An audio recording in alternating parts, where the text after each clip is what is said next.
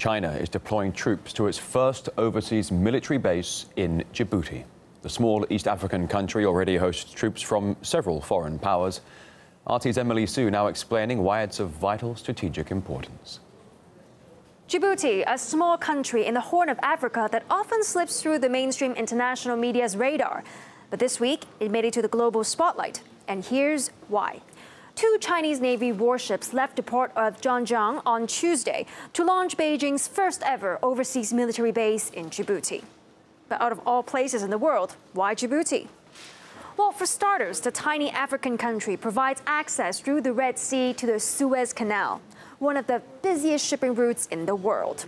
Another key aspect of Djibouti's location is its proximity to potential crisis areas, namely Yemen, where Saudi Arabia is fighting Houthi rebels in an ongoing civil war, and Somalia, a stronghold for the al-Qaeda-linked militant group Al-Shabaab. So, what's in it for China?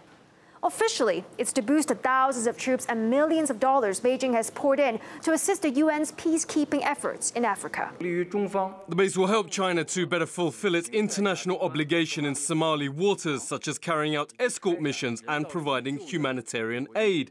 It will also benefit Djibouti in social and economic development and enable China to make further contribution in safeguarding peace and stability in Africa and the world.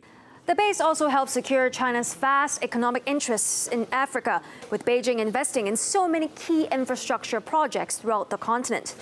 That is why China is joining the crowd of global powers already operating in Djibouti. Washington's built its biggest 4,000-strong base on the continent, as you can see marked in blue here on the map. France has 1,900 troops there.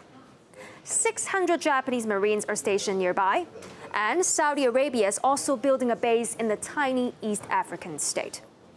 With all these different countries flexing their military muscles almost literally side by side, is Djibouti becoming the next playground for the world's leading powers? The Chinese, they view that it is one day, if there will be a contradiction between them and United States, one day the contradiction between them and United States will turn into a hot contradiction, and they are positioning themselves because of that they came to Djibouti. United States also is pushing Japan to rearm itself and so on.